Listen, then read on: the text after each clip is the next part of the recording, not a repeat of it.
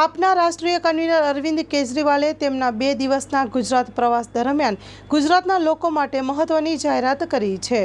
यहाँ पे व्यापारियों से मुलाकात करेंगे, व्यापारियों की समस्याओं को समझेंगे और व्यापारियों के लिए हम गारंटी का ऐलान करेंगे।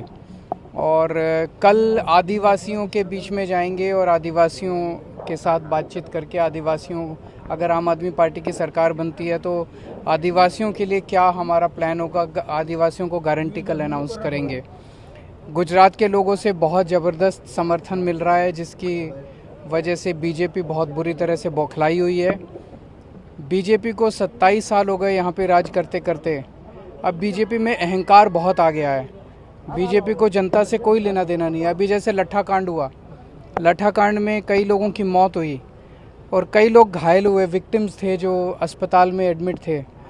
मैं दिल्ली का मुख्यमंत्री होते हुए भी उन विक्टिम से मिलने के लिए गया।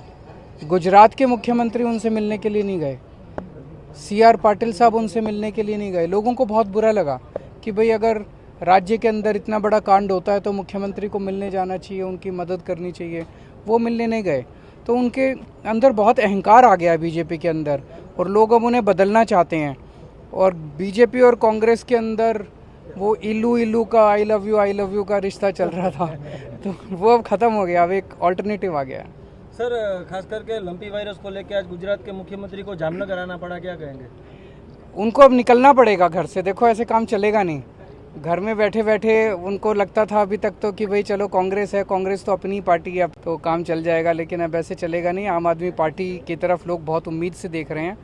लोगों ने देखा कि पहले दिल्ली में इतना अच्छा काम हुआ, अब पंजाब में बिजली मुफ्त हो गई है। अभी पिछले 1 हफ्ते में 25 लाख लोगों के पंजाब में 0 बिजली के बिल आए हैं। पंजाब में 0 बिजली के बिल, लोगों को यकीन नहीं हो रहा। ये गुजरात में भी हो सकता है, गुजरात में भी लोगों के 0 बिजली के बिल आ सकते हैं। तो राजनीति बदलनी पड़ेगी, लोग वोट देंगे तो पंजाब गुजरात में भी। विधानसभा चुनाव में सर गुजरात में मुख्यमंत्री का चेहरा आम आदमी पार्टी की तरफ से कौन सा रहेगा? आपको बताएंगे, आप भी हो सकते हैं, ये भी हो सकते हैं, कोई भी हो सकता है। Thank you. से मुलाकात करेंगे, व्यापारियों की समस्याओं को समझेंगे और व्यापारियों के लिए हम गारंटी का ऐलान करेंगे। और कल आदिवासियों के बीच में जाएंगे और आदिवासियों के साथ बातचीत करके आदिवासियों, अगर आम आदमी पार्टी की सरकार बनती है तो आदिवासियों के लिए क्या हमारा प्लान होगा, आदिवासियों को गारंटी। गुजरात के लोगों से बहुत ज़बरदस्त समर्थन मिल रहा है, जिसकी वजह से बीजेपी बहुत बुरी तरह से बौखलाई हुई है। बीजेपी को 27 साल हो गए यहाँ पे राज करते करते। अब बीजेपी में अहंकार बहुत आ गया है। बीजेपी को जनता से कोई लेना देना नहीं है। अभी जैसे लट्ठा कांड हुआ, लट्ठा कांड में कई लोगों की मौत हुई और कई लोग घायल हुए, विक्टिम्स थे जो अस्पताल में एडमिट थे। मैं दिल्ली का मुख्यमंत्री होते हुए भी उन विक्टिम से मिलने के लिए गया। गुजरात के मुख्यमंत्री उनसे मिलने के लिए नहीं गए, CR पाटिल साहब उनसे मिलने के लिए नहीं गए। लोगों को बहुत बुरा लगा कि भाई अगर राज्य के अंदर इतना बड़ा कांड होता है तो मुख्यमंत्री को मिलने जाना चाहिए, उनकी मदद करनी चाहिए। वो मिलने नहीं गए, तो उनके अंदर बहुत अहंकार आ गया है बीजेपी के अंदर, और लोग अब उन्हें बदलना चाहते हैं। और बीजेपी और कांग्रेस के अंदर वो इल्लू का आई लव यू का रिश्ता चल रहा था, वो अब ख़त्म हो गया। अब एक ऑल्टरनेटिव आ गया है। सर, खास करके लंपी वायरस को लेकर आज गुजरात के मुख्यमंत्री को जामनगर आना पड़ा, क्या कहेंगे? उनको अब निकलना पड़ेगा घर से। देखो, ऐसे काम चलेगा नहीं। घर में बैठे बैठे उनको लगता था अभी तक तो कि भाई चलो कांग्रेस है, कांग्रेस तो अपनी पार्टी है, अपनी बहन है, तो काम चल जाएगा, लेकिन अब ऐसे चलेगा नहीं। आम आदमी पार्टी की तरफ लोग बहुत उम्मीद से देख रहे हैं। लोगों ने देखा कि पहले दिल्ली में इतना अच्छा काम हुआ, अब पंजाब में बिजली मुफ्त हो गई है। अभी पिछले 1 हफ्ते में 25 लाख लोगों के पंजाब में 0 बिजली के बिल आए हैं। पंजाब में 0 बिजली के बिल, लोगों को यकीन नहीं हो रहा। ये गुजरात में भी हो सकता है, गुजरात में भी लोगों के 0 बिजली के बिल आ सकते हैं। तो राजनीति बदलनी पड़ेगी, लोग वोट देंगे तो पंजाब गुजरात। विधानसभा चुनाव में सर गुजरात में मुख्यमंत्री का चेहरा आम आदमी पार्टी की तरफ से कौन सा रहेगा? आपको बताएंगे, आप भी हो सकते हैं, ये भी हो सकते हैं, कोई भी हो सकता है। Thank you. नाम છે પ્રકાશ દોગા, આમ આદમી પાર્ટી જિલ્લા પ્રમુખ જામનગર। આજે જે જોઈ રહ્યા છો, આજે દિલ્હીના મુખ્યમંત્રી અને અમારા આમ આદમી પાર્ટીના રાષ્ટ્રીય સંયોજક એમણે જામનગરની મુલાકાત લીધી હતી અને ટોક વિથ ટ્રેડર્સ જેમને વેપારીઓ સાથે સીધો સંવાદ કર્યો તો વેપારીઓના પ્રશ્નો સાંભળ્યા અને અરવિંદ કેજરીવાલનો આમની પાછળનો હેતુ એવો હતો કે જે ચૂંટણી ઢંઢેરો આપણે જેને કહીએ, મેનિફેસ્ટો જેને કહીએ, એની જગ્યાએ આમ આદમી પાર્ટી છે એ ગેરંટી શબ્દ વાપરે છે. તો ગેરંટી કયા બેઝ પર આપવી જોઈએ? તો પ્રજાના લોકોના પ્રશ્નો સાંભળી અને ત્યાર પછી સરકાર છે નક્કી કરશે કે આ પ્રજાનું સોલ્યુશન આ પ્રશ્નો આવું કરશે. એ હેતુસર આજે અરવિંદ કેજરીવાલ સાહેબ અહીંયા આવ્યા, લોકો સાથે વાત કરી, સંવાદ કર્યો, એમના પ્રશ્નો સાંભળ્યા અને હવે એમને લઈ અને સરકાર બનશે ત્યાર પછી એનું સોલ્યુશન શું કરશે એ બહુ જલ્દી ગેરંટી તરીકે આવી જશે. તો ગેરંટી તરીકે આવી જશે. એમાં 5 મુદ્દા આપ્યા છે. એ 5 મુદ્દાઓ તો વેપારીઓ માટે છે, પણ આ એક મુદ્દો એવો છે કે આજના આ જે સંવાદ કાર્યક્રમ સિવાયનો જટિલ પ્રશ્ન એવો છે કે ગુજરાતની અંદર દરેક ગામ અને જિલ્લાઓની અંદર રજવાડાઓના સમયથી 250 થી 300 દરેક ગામોમાં ગૌચરની જગ્યાઓ હતી તે ક્યાંય ખાલી ન હોય તેવું લોકમુખે ચર્ચા રહ્યું છે. તેના માટે આમ આદમી પાર્ટી અને અરવિંદ કેજરીવાલ સાહેબ અને આપ ગુજરાતમાંથી આવો છો, તો આ વર્તમાન પરિસ્થિતિએ તમારો શું એજન્ડા રહેશે? ગૌચર જ્યાં જ્યાં દબાયેલું છે ત્યાં ખાલી કરાવવા માટે આપ શું કરશો? આપનો પ્રશ્ન બહુ સારો છે. છેલ્લા 27-30 વર્ષથી ગુજરાતમાં ભાજપનું શાસન છે અને મને બરાબર યાદ છે ભાજપ જ્યારે શાસનમાં નહોતું આવ્યું ત્યારે એક સમય એવો હતો કે શહેરમાં કોઈ એક ગાય માતાનું એક ખોપડી અથવા તૂટેલું પૂંછડું આવું જ્યારે જોવા મળતું ત્યારે લાશોના ઢગલા થઈ જતા અને ગૌ માતાના નામે લઈ અને ધાર્મિક લાગણીઓ સાથે લોકોની ધાર્મિક લાગણીઓ સાથે ચેડા કરીને સરકાર છે સત્તા પર આવી છે. ગૌચરની વાત હું પછી લઉં છું, પણ જે લંપી વાયરસ જે ગાયોમાં થાય છે, આટલી બધી ગાયો આજે જ્યારે મરણ પામે છે ત્યારે આ નફટ સરકાર છે જે ગૌ પ્રેમીના નામથી જે ધતિંગ કરતી સરકાર છે, હિન્દુ લાગણીઓની જે વાત કરતી અને મોટા મોટા બડંગા ફૂંકતી સરકાર છે, એમને ખરેખર ગ્રાઉન્ડ પર ગાયો માટે કે ધર્મ માટે કોઈ જ ફિલિંગ નથી.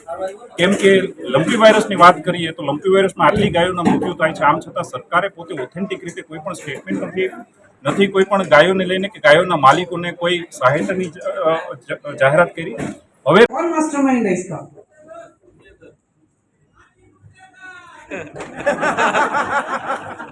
सबको पता है, सबको पता है. अब जब ये लट्ठा कांड हुआ, कई लोगों की मौत हुई, कई लोग अस्पताल में एडमिट थे, मैं उनसे मिलने के लिए गया. उनसे पूछा मैंने कहा कि कहाँ से आई शराब? कहते हैं सर रोज आती है. मैंने कहा छुट्टियां दे के जाता? कहता नहीं, खुलेआम गांव में बिकती है, रोज आती है, रोज गांव में बिकती है. खुलेआम दारू बिक रही है तो ऐसा तो नहीं पता हो सकता कि सरकार को नहीं पता? सरकार को तो पता है. इस मतलब पूरी प्रशासन की मर्जी से चल रहा है, प्रशासन की भागीदारी से चल रहा है. मैं उनसे मिलने के लिए गया अस्पताल में, दिल्ली का मुख्यमंत्री, गुजरात के मुख्यमंत्री उनसे मिलने के लिए नहीं गए, पाटिल साहब उनसे मिलने के लिए नहीं गए. हर चीज तो वोट के तराजू में नहीं तोड़नी चाहिए ना, इंसानियत भी तो कुछ होती है.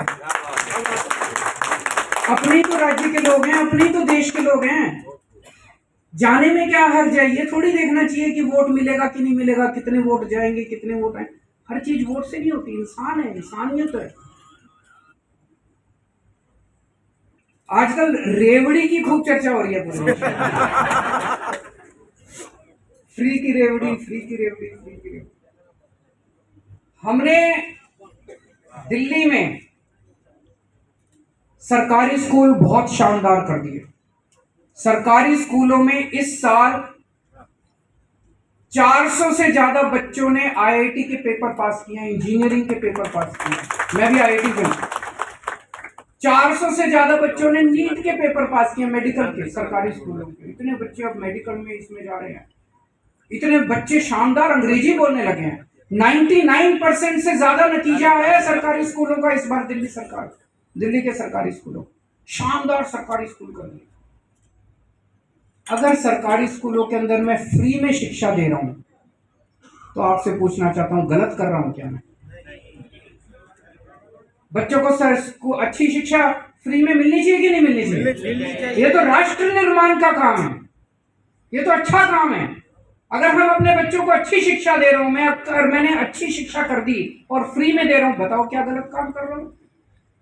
पहले दिल्ली के सरकारी अस्पतालों का बहुत बुरा हाल था, टूटे फूटे थे, दवाइयां नहीं मिलती थी, मशीनें खराब थी, एक्सरे की, एमआरआई की मशीनें खराब पड़ी. मैंने सब ठीक कर दिया। सेंट्रली एयर कंडीशन बना दिए सारे सरकारी अस्पताल, मोहल्ला क्लिनिक खोल दिए, सारी दवाइयां फ्री मिलती हैं। दिल्ली में 2 करोड़ लोग रहते हैं। हमने पॉलिसी बना दी कि हर आदमी और हर औरत और हर बच्चे का इलाज मुफ्त होगा, चाहे 10 लाख रुपए का खर्चा है, चाहे 40 लाख रुपए का खर्चा है, चाहे 10 रुपए का खर्चा है। एक क्रॉसिंग से लेके और ट्रांसप्लांट तक सब कुछ मुफ्त है। चाहे अमीर हो चाहे गरीब हो, हम ये नहीं पूछते कि तुम अमीर हो, बीपीएल का कार्ड लाओ, हम ये नहीं पूछते। 2 करोड़ लोगों का इलाज अगर हमने मुफ्त कर दिया, बताइए मैंने क्या गलत किया? कहते हैं फ्री की रेवड़ी बांट रहा है केजरीवाल। होना चाहिए कि नहीं होना चाहिए? नहीं तो टैक्स किस चीज का देते हैं? अभी एक व्यापारी भाई ने बड़ा सही बोला कि व्यापारियों को क्या मिलता है, इतना टैक्स देते हैं, रिटायरमेंट होनी चाहिए। पर रिटायरमेंट तो छोड़ो, जब आप रिटायरमेंट नहीं होते तब आपको क्या मिलता है? हर साल टैक्स ही तो देते हो, टैक्स के बदले में मिलता क्या? गालियां मिलती हैं, कहते हैं चोर है व्यापारी, यही तो कहते हैं। अगर मैंने सबका इलाज मुफ्त कर दिया, सबकी शिक्षा मुफ्त कर दी, बताइए मैंने क्या गलत किया? कहते हैं केजरीवाल फ्री की रेवड़ी बांट रहा है। 300 यूनिट बिजली मुफ्त कर दी, पंजाब में 300 यूनिट, दिल्ली में 200 यूनिट। 200 यूनिट हर परिवार को मुफ्त बिजली मिलती है। 200 यूनिट हर परिवार को मुफ्त, लेकिन ऐसा नहीं कि बिजली आती नहीं है, 24 घंटे बिजली। केजरीवाल की गारंटी, जैसे होता था ना फेविकोल का जोड़ है, ये टूटेगा नहीं। केजरीवाल की गारंटी है, ये कभी टूटेगी नहीं। और गारंटी इसलिए कि मार्केट में जाते हो आप, टीवी खरीद के लाते हो, अगर गारंटी मिलती है, अगर टीवी गड़बड़ निकल आए तो वापसी की गारंटी। हम भी गारंटी दे रहे हैं कि अगर हम अपनी बातें पूरी ना करें, अगली बार धक्के मार के हमें बाहर निकाल देना, अगली बार वोट मत देना, वोट मांगने नहीं आएंगे। पहली गारंटी, ये डर का माहौल खत्म करेंगे। आप जिस मर्जी पार्टी से हो, जिस पार्टी से हो, जहां जाना चाहो, कल केजरीवाल की मीटिंग में जाना चाहो, पाटिल साहब की मीटिंग में जाना चाहो, किसी की मीटिंग में जाना चाहो, आप फ्री हो जाने के लिए। यार ये डर का माहौल खत्म करेंगे, निडरता के साथ आप अपना काम कीजिए। दूसरी गारंटी, व्यापारियों को इज्जत देंगे। व्यापारी पैसा कमा लेता है, इज्जत का भूखा होता है, उसको कोई सरकार इज्जत नहीं देती। मैं इनकम टैक्स में होता था, पहले इनकम टैक्स में कमिश्नर की नौकरी करता था। एक माहौल पूरे देश में ऐसे बना दिया गया है कि व्यापारी तो चोरी करता है, व्यापारी सबसे ज्यादा मेहनत करता है, 24 घंटे मेहनत करता है, खून पसीना बहाता है, उसके बाद टैक्स देता है, उसके बाद दान पुण्य करता है, उसके बाद व्यापारी सबसे ज्यादा मेहनत करता है। व्यापारी को इज्जत देंगे, उद्योगपतियों को इज्जत देंगे। तीसरी बात, रेड राज बंद करेंगे, कोई रेड नहीं होगी इसके बाद। ये मैं दिल्ली के अपने एक्सपीरियंस से बता रहा हूं। जब हमने दिल्ली में नई सरकार बनाई, हमने कहा कोई रेड नहीं होगी। कई सारे हमारे अफसर आए, सर ये ऐसे तो ये व्यापारी चोरी करना चालू कर देंगे। मैंने कहा भरोसा रखो, व्यापारियों पे भरोसा रखो, सब देंगे पैसा। आप यकीन नहीं करोगे, जब हमारी सरकार बनी थी, 30,000 करोड़ का दिल्ली का टोटल रेवेन्यू था। आज 7 साल में 75,000 करोड़ रेवेन्यू हो गया। हमने कोई रेड नहीं मारी, व्यापारी खुद ब खुद दे रहे हैं कि देख रहे हैं व्यापारी कि केजरीवाल स्कूल भी ठीक कर रहा है, अस्पताल भी ठीक कर रहा है, बिजली भी दे रहा है, पानी भी दे रहा है, हमारे भले का काम कर रहा है। व्यापारी खुद ब खुद देना चाहता है। वो कहता है यार तुम अपने दफ्तर में बैठो, मेरे को तंग मत करो। बस एक ही शर्त होती है व्यापारी की, मेरे को तंग मत करो। रेड राज बंद करेंगे, भ्रष्टाचार बंद करेंगे। और दिल्ली में हमने एक नई किस्म की पूरी दुनिया में, वो पूरे दुनिया में केवल दिल्ली में है, हमने शुरू की है door step delivery of services. इसका मतलब है जैसे आप पिज्जा ऑर्डर करते हो, कैसे करते हो? एक फोन नंबर होता है, उस पर आप फोन करते हो, बोलते हो मेरे को फलाना फलाना पिज्जा चाहिए, आधे घंटे के अंदर आपका पिज्जा आपके घर में आ जाता है। ऐसे ही अब दिल्ली सरकार के अंदर अगर आपको कोई काम कराना हो तो आपको दिल्ली सरकार के दफ्तर में जाने की जरूरत नहीं है। आपको एक फोन नंबर दे दिया हम लोगों ने, दिल्ली के लोगों को हमने फोन नंबर दे दिया, 1076 है, शायद 1076 है। दिल्ली में जाओ तो वहां काम करता है, यहाँ पे काम नहीं करेगा। उस नंबर पे आप फोन करो, आप बोलो मुझे बिजली का नया कनेक्शन चाहिए, मुझे पानी का नया कनेक्शन चाहिए, मुझे लाइसेंस बनवाना है, मुझे राशन कार्ड बनवाना है, मुझे फलाना फलाना जीएसटी नंबर। आपको जो भी काम है आप उस नंबर पे बताइए, उधर से आवाज आएगी कि आपके घर हम कितने बजे आए आपका काम करने के लिए। दिल्ली सरकार से एक ऑफिसर उतने ही बजे आपके घर आता है, एक छोटी सी फोटोकॉपी मशीन लेके आता है, आपसे जो डॉक्यूमेंट्स है उसकी फोटोकॉपी करा के और ले जाता है। आपका काम 1 हफ्ते या 10 दिन के अंदर आपका कागज बाय पोस्ट आपके घर आएगा। कोई चक्कर काटने की जरूरत नहीं, कुछ नहीं। ये क्यों हुआ? ये इसलिए हुआ क्योंकि हमारी सरकार ईमानदार है। अगर हम बेईमान होते, अगर दिल्ली का मुख्यमंत्री बेईमान होता, क्या करता? जीएसटी वालों को कहता महीने के अंत में मेरे को इतना पैसा चाहिए, फिर वो कहते सर ये थोड़ा सा एक अप्रूवल और एक एनओसी और लगा देते हैं इसमें, तो वहां पे पैसा इकट्ठा होना चाहिए। फिर हम डोर स्टेप डिलीवरी नहीं करते। डोर स्टेप डिलीवरी केवल ईमानदार सरकार कर सकती है। आज केवल दिल्ली के अंदर है, पंजाब में भी लागू करने जा रहे हैं, तो गुजरात में भी लागू करेंगे। चौथी चीज, पहले वैट होता था, उसके बहुत सारे मुकदमे आज भी चल रहे हैं, पुराने मुकदमे चल रहे हैं कि नहीं चल रहे हैं? दुखी हैं लोग उससे, तो वैट एमनेस्टी स्कीम लाई जाएगी। पुराने सारे मुकदमे खत्म किए जाएंगे, आपको एक मौका दिया जाएगा और वैट एमनेस्टी स्कीम लाई जाएगी। और जितने पेंडिंग वैट के रिफंड हैं वो 6 महीने के अंदर सारे वैट के रिफंड आप लोगों को दे दिए जाएंगे। और आखिरी 5वीं चीज, आपको पार्टनर के रूप में, आज यहाँ पे कोई सारी बातें तो आई नहीं, इतने किस्म के व्यापार, इतने किस्म के उद्योग, रोज कोई ना कोई समस्या, तो एक बॉडी बनाएंगे, एडवाइजरी बॉडी आप लोगों की, हर सेक्टर के उसमें रिप्रेजेंटेटिव होंगे। आप लोग उसमें हमें बताएंगे सरकार को कि ये काम कीजिए, और ये काम सरकार करेगी। सरकार पे आपका डिसीजन बाइंडिंग हो, आपको पार्टनर के रूप में ट्रीट किया जाएगा। तो ये 5 गारंटी मैं आज आपको दे रहा हूं। और फिर से मैं गुजरात के विकास में आप लोगों को